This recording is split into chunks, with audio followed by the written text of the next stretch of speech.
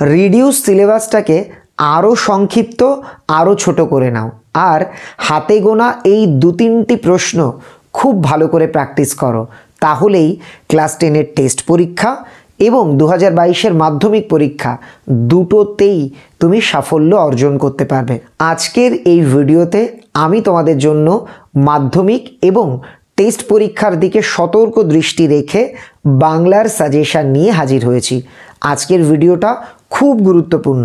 ভিডিওটা শুধু দেখলে চলবে না, ভিডিওটা দেখবার সঙ্গে সঙ্গে একটা খাতা কলম নিয়ে বসে যাও। আমি যে প্রশ্নগুলি বলছি এগুলিকে কিন্তু অতি অবশ্যই একটিবার হলেও প্র্যাকটিস করে পরীক্ষা দিতে যাও। তুমি কিন্তু বিরাট লাভবান হবে। আর এই যে অল্প সময় পাচ্ছ, এই অল্প সময়ের মধ্যে আমার বলা টেকনিকগুলো অ্যাপ্লাই করে সিলেবাসটাকে আরও ছোট করে নিতে পারবে, একই সঙ্গে ভালো রেজাল্টও করতে পারবে। কাজেই ভিডিওটা একটুও স্কিপ না করে প্রথম থেকে শেষ পর্যন্ত দেখো। ভালো লাগলে একটা লাইক করো, চ্যানেলে নতুন হয়ে থাকলে চ্যানেলটিকে সাবস্ক্রাইব করে পাশের বেল আইকনটি প্রেস করতে একেবারে ভুলো না। আর আজকের ভিডিওটা কেমন লাগলো সেটা কমেন্টে লিখে জানাতেও কিন্তু একেবারে ভুলো না। দশম শ্রেণীর বাংলা টেস্ট পরীক্ষার সাজেশন বলবার আগে তোমাদের কাছে একটা ছোট্ট অনুরোধ। তোমরা প্রত্যেকেই জানো টেস্ট পরীক্ষার প্রশ্ন স্কুলের তরফ থেকে করা হয়। পশ্চিমবঙ্গে কয়েক হাজার স্কুল আছে, প্রতিটি স্কুলের প্রশ্নপত্র সেই স্কুলের স্যারেরা করবেন। কাজেই এক স্কুলের প্রশ্নের সঙ্গে অন্য স্কুলের প্রশ্নের কিন্তু খুব একটা মিল থাকবে না। তবুও যে প্রশ্নগুলো প্র্যাকটিস করলে পশ্চিমবঙ্গের সমস্ত স্কুলেই প্রায় প্রশ্ন কমন পাওয়া যায়, সেই ক্ষুরোধার গুরুত্বপূর্ণ প্রশ্নগুলো আজকের ভিডিওতে আমি তোমাদের জানাবো। ভিডিও শুরুর আগে আর একটা তথ্য জানাই, যদি তোমাদের স্কুলের তরফ থেকে স্যারেরা বাংলার কোনো সাজেশন দিয়ে থাকেন টেস্ট পরীক্ষার জন্য, তাহলে তোমরা নিঃসংকোচে সেই প্রশ্নগুলোকে খুব ভালো করে প্র্যাকটিস করো।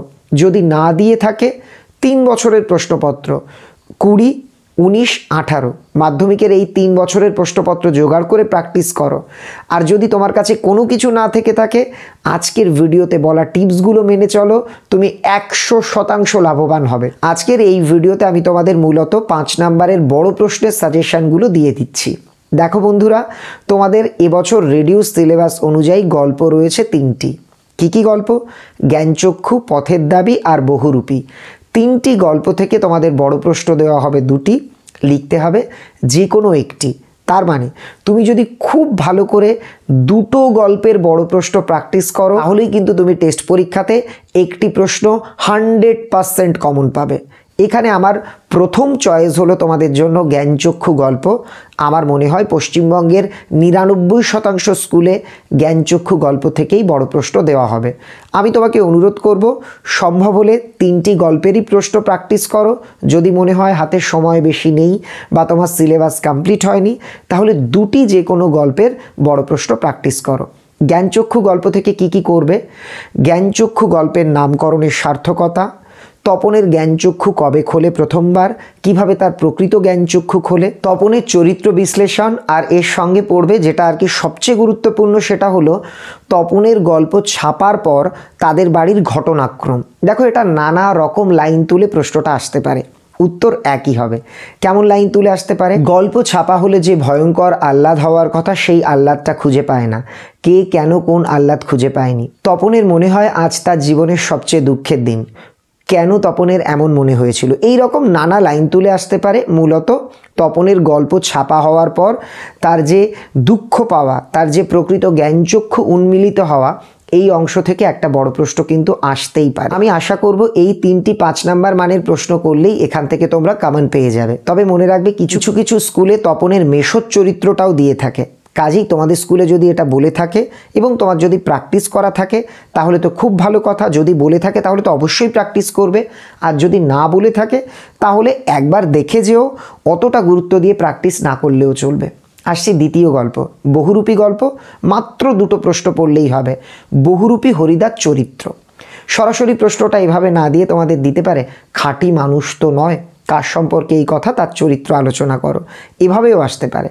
আর দ্বিতীয় যে প্রশ্নটি করবে তা হলো, হরিদার জীবনের নাটকীয় বৈচিত্র্যের পরিচয় দাও। কিংবা হরিদার জীবনের বহু রূপের পরিচয় দাও। এই দুটো ভালো করে প্র্যাকটিস হয়ে গেলে, যদি সময় থাকে বা সম্ভব হয়, তাহলে বিরাগী সেজে হরিদা জগদীশবাবুর বাড়ি যাওয়ার পর কী কী ঘটেছিল নিজের ভাষায় লেখো, এটা একটুখানি দেখে যেও। এবার তৃতীয় গল্প পথের দাবি। এখান থেকে তোমরা কি কি পড়বে? অপূর্ব দেশপ্রেম বা অপূর্বের চরিত্র আলোচনা। দ্বিতীয় যেটা পড়বে যে গিরিশ মহাপাত্রের সাজ পোশাকের বর্ণনা। প্রশ্নটা এইভাবে দিতে পারে, বাবুটির স্বাস্থ্য গেছে, শখ 16 আনাই বজায় আছে। বাবুটির স্বাস্থ্য শখের পরিচয় দাও। আর একটা যেটা 5 নম্বরের প্রশ্ন পড়বে, পলিটিক্যাল সাসপেক্ট সব্যসাচী মল্লিককে নিমাইবাবুর সম্মুখে হাজির করা হইল, বা লোকটি কাশিতে কাশিতে আসিল। হাজির করার পর কি কি ঘটেছিল তা নিজের ভাষায় লেখো। এই 3টে প্রশ্ন এখান থেকে পড়লেই কিন্তু 5 নম্বরের প্রশ্ন তোমরা কমন পেয়ে যাবে। এ তো গেল গল্প। এবার আসছি প্রবন্ধ। তোমাদের সিলেবাসে প্রবন্ধ একটাই আছে, হারিয়ে যাওয়া কালি কলম। এই প্রবন্ধ থেকে 2টো বড় প্রশ্ন দেবে, লিখতে হবে একটা। খুব সিম্পল। কি কি বড় প্রশ্ন তোমরা প্র্যাকটিস করবে? কালি তৈরির পদ্ধতি, প্রাবন্ধিক ছোটবেলায় কিভাবে বাড়িতে কালি তৈরি করতেন, এটা পড়বে। দ্বিতীয়ত, ফাউন্টেন পেন কি করে আবিষ্কার হলো। এই 2টো প্রশ্ন এবছরের জন্য মোস্ট ইম্পর্টেন্ট। এর সঙ্গে তোমরা পড়ে রাখতে পারো যে সব মিলিয়ে লেখালেখি একটি ছোটোখাটো অনুষ্ঠান, লেখালেখিকে কেন অনুষ্ঠান বলা হয়েছে, লেখকের প্রথম ফাউন্টেন পেন কেনার অভিজ্ঞতা, লিপি কুশলীদের সম্পর্কে কি বলা আছে সেগুলো।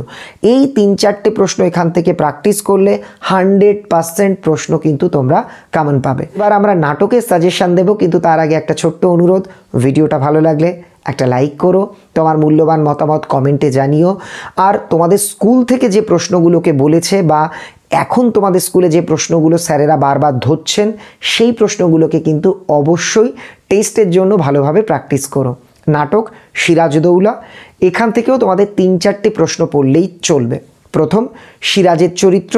দ্বিতীয়, ঘসেটির চরিত্র। খুব গুরুত্বপূর্ণ। 2টি প্রশ্ন ভালোভাবে রপ্ত হয়ে গেলে তারপর তুমি পড়ো যে সিরাজ ফরাসি প্রতিনিধির কাছে ক্ষমা প্রার্থনা করেছেন, যে আমি তোমাদের কাছে লজ্জিত, বা আমার অক্ষমতার জন্য তোমরা আমাকে ক্ষমা করো। এই লাইনটা তুলে ফরাসি প্রতিনিধির সঙ্গে সিরাজের কথোপকথনের প্রসঙ্গ।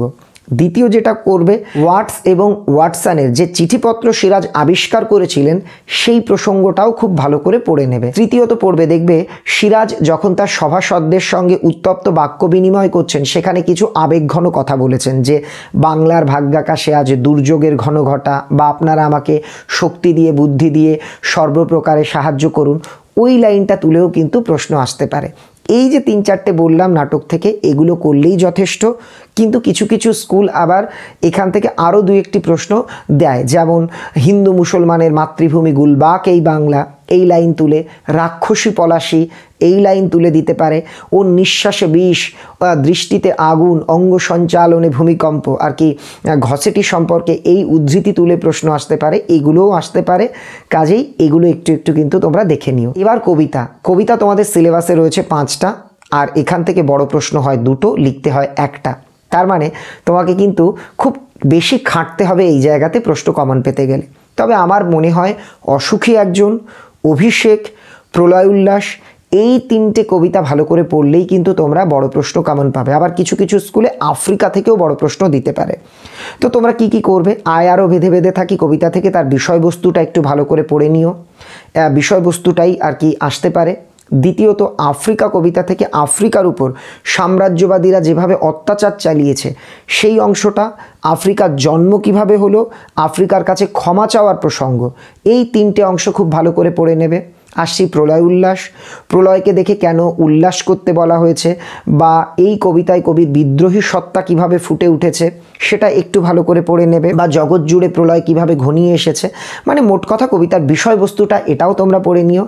আর অভিষেক কবিতা থেকে কি পড়বে? অভিষেক কবিতা থেকে ইন্দ্রজিতের চরিত্র, রাবণের সঙ্গে ইন্দ্রজিতের কথোপকথন, এটা কিন্তু খুব গুরুত্বপূর্ণ। এই 2-3টে প্রশ্ন একটু পড়ে নেবে।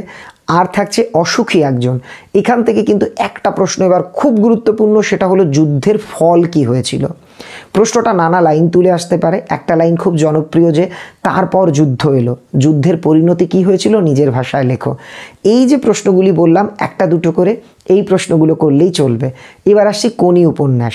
দেখো, কোনি উপন্যাস থেকে স্কুলের টেস্ট পরীক্ষাতে কিন্তু আলাদাভাবে সাজেশন দেওয়াটা কার্যত অসম্ভব। এক একটা স্কুল এক এক ধরনের প্রশ্ন করবে। মনে রাখবে, কোনি উপন্যাসটি 14টি পর্বে বিন্যস্ত, অনেকটা বড় উপন্যাস। এর মধ্যে থেকে যে কোনো লাইন তুলে প্রশ্ন আসতে পারে। আমি যদি 14টা থেকে 2টো করেও প্রশ্ন বলি, 28টা প্রশ্ন হয়ে যায়। কাজেই তোমরা বুঝতে পারছো এখান থেকে সাজেশন করে পশ্চিমবঙ্গের সমস্ত স্কুলের টেস্ট পরীক্ষাতে প্রশ্ন কামান দেওয়া কিন্তু বেশ কষ্টকর ব্যাপার। তবু কিছু প্রশ্ন আমি তোমাদের বলছি যেগুলো তোমরা কামান পাবেই। প্রথম অধ্যায় থেকে গঙ্গার ঘাটের বর্ণনা বারুণীর দিনের, এটা ভালো করে পড়বে। বিষ্ণুধরের ডায়েটিং এবং মাসাজ হচ্ছে নাকি সঙ্গীত চর্চা, বিষ্ণুধরের বডি মাসাজ, এই 3টে অংশ ভালো করে পড়বে। তারপর তুমি পড়বে ক্ষিতীশের বিরুদ্ধে কি কি অভিযোগ উঠেছিল, ক্ষিতীশ তার কি কি জবাব দিয়েছিল, এই প্রশ্নটা পড়বে। সঙ্গে ক্ষিতীশের চরিত্র, দারিদ্র্য বঞ্চনার বিরুদ্ধে কনির জীবন সংগ্রাম, কনির চরিত্র, কনির জীবনে ক্ষিতীশের অবদান, এই প্রশ্নগুলোকে কিন্তু একটু ভালো করে পড়বে। এর বাইরেও প্রশ্ন তোমাদের পড়া লাগবে, কিন্তু আমি যে কটা প্রশ্ন বললাম এ কটা মোস্ট ইম্পর্টেন্ট, এই কটাকে কিন্তু তোমার অবশ্যই প্র্যাকটিস করতে হবে। আসছি পরের অংশ, প্রতিবেদন সংলাপ রাখবে। প্রতিবেদন, সংলাপ আর কোনি, এই সাজেশনগুলো ফাইনালে মিলিয়ে দেওয়া যায়, কিন্তু টেস্ট পরীক্ষাতে এক একটা স্কুল এক এক ধরনের প্রশ্ন করে, সেখানে মেলানোটা কিন্তু একটু কষ্টকর। তবু আমি তোমাদের বলবো তোমরা কারেন্ট টপিকের ওপর আর কি সংলাপ প্রতিবেদনগুলো ভালো করে প্র্যাকটিস করো। যেমন কোভিডের হাত থেকে কি করে বাঁচবে সেটা নিয়ে দুই বন্ধুর সংলাপ, বা অনলাইনে পঠন পাঠন কেমন হচ্ছে তা নিয়ে দুই বন্ধুর সংলাপ, রক্তদানের উপকারিতা নিয়ে দুই বন্ধুর সংলাপ, ছাত্র শিক্ষক সম্পর্ক কেমন হওয়া উচিত তাই নিয়ে দুই বন্ধুর সংলাপ, মোবাইল ফোনের ভালো মন্দ নিয়ে দুই বন্ধুর সংলাপ, এই রকম টপিকগুলো পড়বে। প্রতিবেদন কি, যে টোকিও অলিম্পিক নিয়ে প্রতিবেদন হতে পারে, করোনা বিরাট আকার ধারণ করেছে এটা নিয়ে প্রতিবেদন হতে পারে, তোমাদের স্কুলে কোনো কিছু পালন হয়েছে এটা নিয়ে একটা প্রতিবেদন করো, তোমাদের এলাকায় কিছু উদ্বোধন হয়েছে এটা নিয়ে প্রতিবেদন করো। এই রকম টপিকগুলো বারবার করে প্র্যাকটিস করো, আর তোমাদের স্কুলে যেগুলো করিয়েছে সেগুলো অবশ্যই করো, ওর মধ্যে থেকেই কিন্তু পরীক্ষাতে কামান পেয়ে যাবে। এবার রচনা সাজেশন তো আগেই দিয়ে দিয়েছি, তবু একবার মনে করিয়ে দিই। বিজ্ঞান বিষয়ক রচনা, সঙ্গে পরিবেশ দূষণ ও তার প্রতিকার বা দূষণ প্রতিরোধে ছাত্র সমাজের ভূমিকা, এই রচনা দুটোর থেকে একটা পশ্চিমবঙ্গের 99% স্কুলে কমন আসবে, দুটো করলেই কমন পেয়ে যাবে। সঙ্গে ধরো বিশ্ব উষ্ণায়ন, বাংলার উৎসব, তারপর অতিমারি করোনা, এগুলোও একটু কিন্তু তোমরা দেখে যেও। এখানেও আমি বলবো তোমাদের স্কুল যেগুলো বলেছে তোমাদের পড়তে সেগুলোকে ভালো করে করো, অবশ্যই তোমরা কমন পেয়ে যাবে। এই হচ্ছে টেস্ট পরীক্ষার একটা সামগ্রিক সাজেশন দিলাম। তোমাদের প্রশ্ন হতে পারে এমসিকিউ এসএকিউ এর কী করব, 3 নম্বরের প্রশ্নের কি করব। প্রশ্নগুলির ক্ষেত্রে আমি তোমাদের পরামর্শ দেব, স্কুলে যে প্রশ্নগুলি করিয়েছে বা পড়ানোর সময় স্যার ম্যাডামরা যেগুলোকে গুরুত্বপূর্ণ বলেছেন সেই লাইন তুলে প্রশ্ন আসবে। প্রয়োজনে তুমি আমাদের সম্রাট এক্সক্লুসিভ সাজেশন বইয়ের সাহায্য নিতে পারো, কিংবা সহায়িকা বই থাকলে তার সাহায্য নিয়ে তুমি 3 নম্বরের প্রশ্নোত্তরগুলো প্র্যাকটিস করতে পারো। আর একের শটের জন্য টেক্সট বই খুঁটিয়ে পড়তে হবে, সম্ভব হলে আমাদের সাজেশন বইটাও কিন্তু তোমরা দেখতে পারো। যারা আমাদের সাজেশন বইয়ের ব্যাপারে জানো না, একটু ছোট্ট করে বলি, স্কুলে পড়ো কিংবা মাদ্রাসায় পড়ো, তুমি যারা ক্লাস 10-এ পড়ছো, হাই মাদ্রাসা, মাধ্যমিক বা আলিম পরীক্ষা দেবে, মানে ক্লাস 10-এর ফাইনাল পরীক্ষা দেবে, তোমাদের জন্য আমার লেখা সম্রাট এক্সক্লুসিভ বাংলা সাজেশন বইটি মৌলিক লাইব্রেরির তরফ থেকে প্রকাশিত হয়েছে। রিডিউস সিলেবাস অনুযায়ী সম্পূর্ণ উত্তর সহ, বিগত বছরের প্রশ্নপত্রর উত্তর সহ, মডেল কোশ্চেনের সমাধান সহ, অ্যাক্টিভিটি টাস্কের সমাধান সহ একটা অভিনব মিনি সহায়িকা প্লাস সাজেশন বই কিন্তু প্রকাশ হয়েছে। তোমরা চাইলে বইটি নিকটবর্তী বইয়ের দোকান থেকে খুব অল্প মূল্যে, বইয়ের দাম লেখা 99 টাকা, আশা করি তুমি 60-70 টাকার মধ্যে বইটা পেয়ে যাবে। তুমি সংগ্রহ করে বইটাকে ভালো করে প্র্যাকটিস করতে পারো, টেস্ট হোক কিংবা ফাইনাল, তোমার কিন্তু নিঃসন্দেহে একটা ভালো রেজাল্ট হবেই। বই পেতে অসুবিধে হলে স্ক্রিনের ওপর দেখো কিছু হেল্পলাইন নাম্বার দিয়ে দিলাম, যে কোনো একটা জেলা, তোমার বাড়ির পাশের যে কোনো জেলাতে ফোন করো হেল্পলাইনে, সেখানে জেনে নাও কোন দোকানে বই পাওয়া যাবে, কিংবা বই পেতে অসুবিধে হলে কলকাতা হেল্পলাইনেও তুমি একটু ফোন করে নিতে পারো। সবাই ভালো থেকো। আশা করি এই প্রশ্নগুলো তোমরা অলরেডি প্র্যাকটিস করেছো, যারা করোনি অল্প প্রশ্ন বললাম, 1-2 করে রোজ প্র্যাকটিস করো, আমার মনে হয় তোমার রেজাল্ট অনেক ভালো হবে। তোমার জন্য অনেক অনেক শুভেচ্ছা আর বুক ভরা ভালোবাসা জানিয়ে আজকের ভিডিও এখানেই শেষ করলাম।